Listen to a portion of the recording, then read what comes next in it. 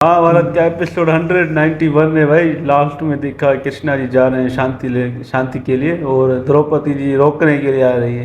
इनका भी समझ नहीं आया था, पहले रो रही थी कि युद्ध ना हो, फिर मान के युद्ध के लिए, तो कृष्णा जी अभी मतलब वो बोल रहे नहीं होना चाहिए, शांति सही है। देखते हैं क्या आखिर होता क्या है, ये अभी देखते हैं, प्ले करें। युद्ध के पहले शांति का प्रयत्न करना अनिवार्य है सखी। और यदि प्रस्ताव मान्य कर लिया गया तो क्या युद्ध नहीं होगा गोविंद?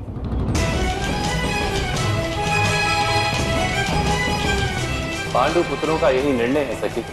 उन्हें तो अधिकार ही नहीं ऐसा कोई निर्णय लेने का गोविंद।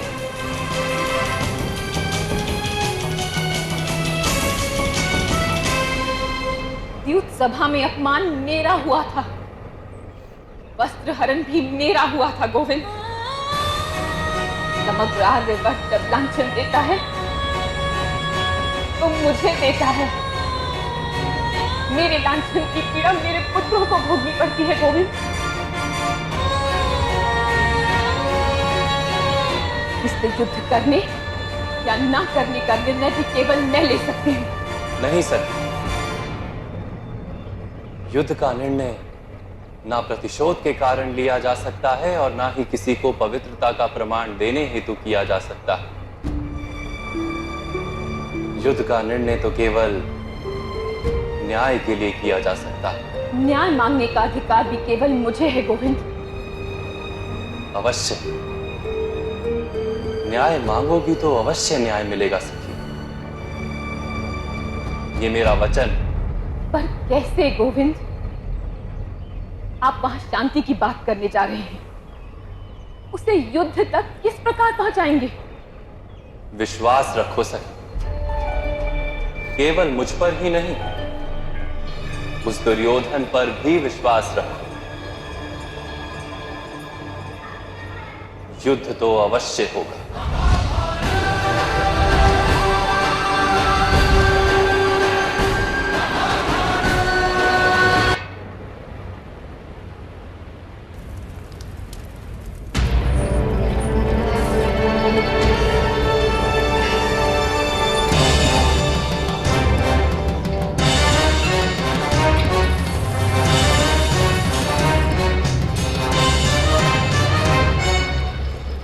क्या हम वासुदेव को बंदी बना पाएंगे मामा श्री? ऐसा संदेह क्यों मेरे बच्चे? उसके विषय में बहुत सी कथाएं सुनी है मामा श्री। मायावी है, चमत्कारी है, कुछ लोग तो भगवान का अवतार भी कहते हैं उसे। व्यर्थ बातें हैं ये सब।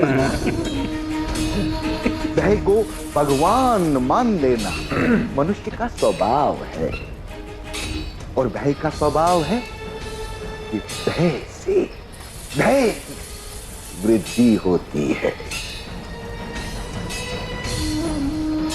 वास्तव में वासुदेव कृष्ण मनुष्य ही है, अधिक शक्तिशाली है, और उनकी बुद्धि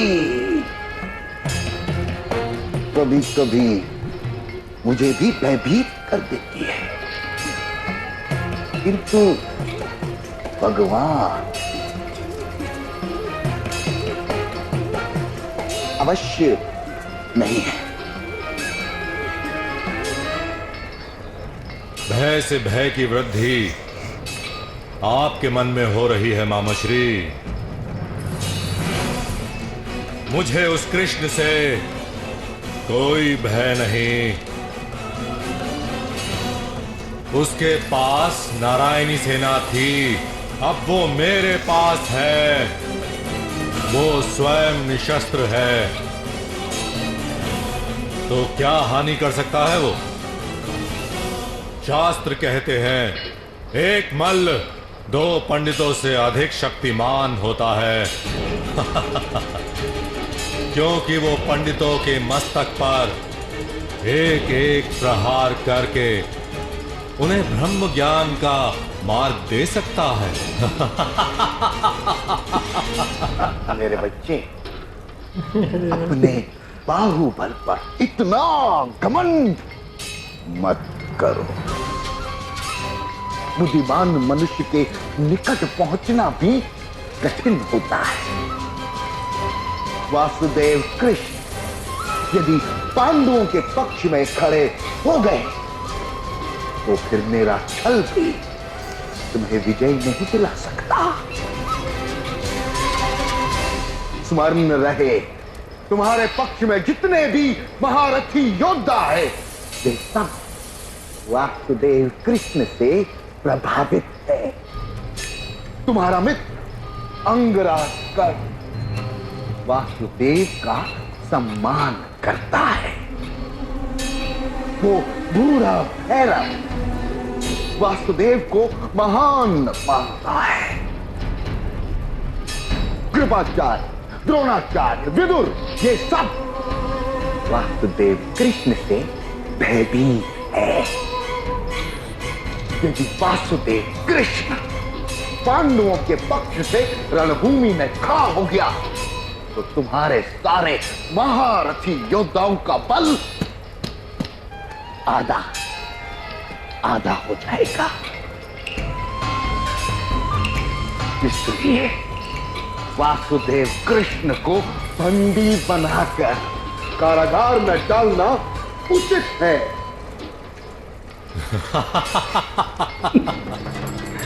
सब पता है इनको, लेकिन बना हरामी फिर दूंगा। भी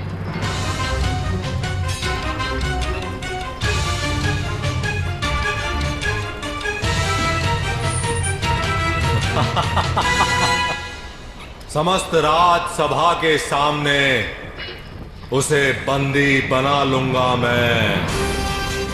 सब जान लेंगे कि कृष्ण की महानता में सत्य कितना है और कथा कितनी है।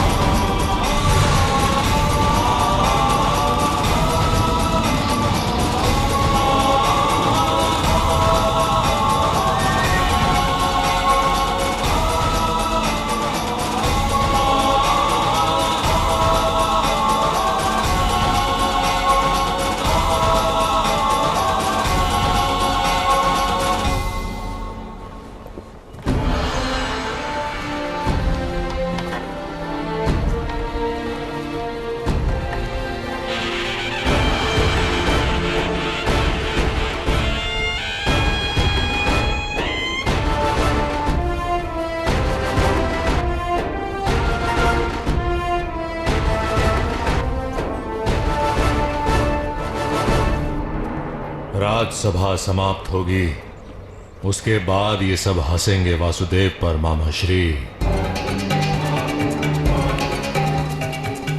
इसका आदर उपहास में बदल जाएगा जब वो कारागार में होगा। मौन रहो मेरे बच्चे, वो सब सुन लेगा। इतनी दूर से सुन लेगा वो मामाश्री? मुझे संदेह है कि ये व्यक्ति सब कुछ सुन लेता है।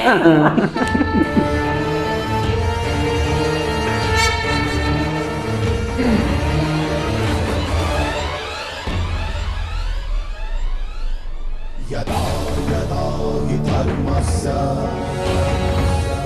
ग्लानिर्भवति भारत अभ्युत्थानमधर्मस्य तदात्मानं सृजाम्यहम्। बड़ी बात महाराज।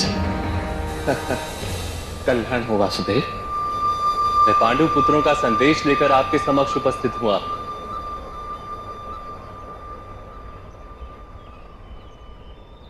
हे यादव श्रेष्ठ, बांसुरी तो केवल फूंक को सुरों में परिवर्तित कर देती,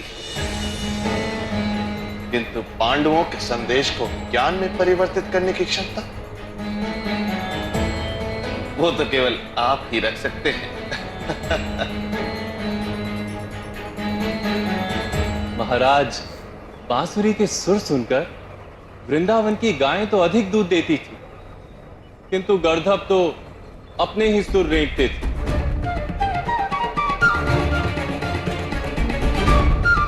सुरों का महत्व तो सुनने वाले से होता है महाराज।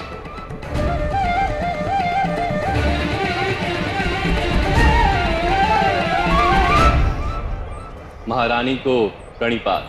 हस्तिनापुर में आपका स्वागत है वासुदेव।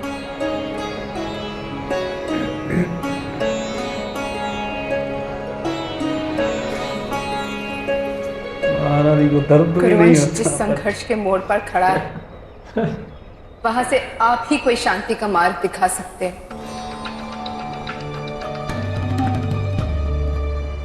जीवन का तो एक ही मार्ग होता है महारानी। चलने वाले की मन की स्थिति उसे शांति का मार्ग बना देती है या संघर्ष का।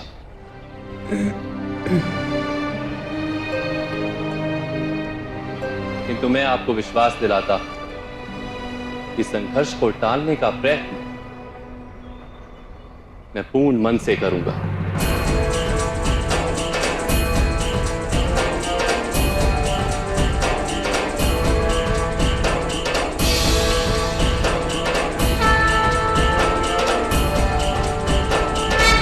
हाँ भाई, कृष्णा जी शांति का प्रस्ताव लेकर तो आए, पर वो हरामी जल गए अंदर से। बोलता है थोड़ा धीरे बोलो, ये सब सुन लेता है।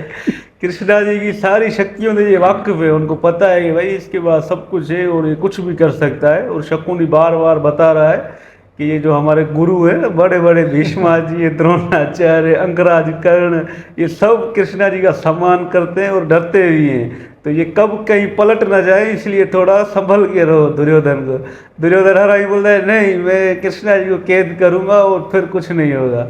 तो भाई कैद करने वाली बात बड़ी है, देखते हैं क्या होता है। बाकी कृष्णा जी को देखते हैं, हमें खुद मतलब एनर्जी आ जाती है, मज़ा आ जाता है यार। हमें बड़ी खुशी मिलती है ना, कृष्णा जी जब बातें करते हैं उनको सब पता है भाई। वो द्रौपदी को भी कह रहेंगे भाई युद्ध तो होगा, अभी कैसे इधर शांति का प्रसाद लेकर आए और युद्ध होगा भाई, हम तो परेशान है। बाकी ये वाले जो शकुनी वाले हैं ना, इनको डर भी लगता है कमीनों को भाई। पता है क्या इनको आग लगी हुई है कि बस कृष्णा जी को बंदी बना ले।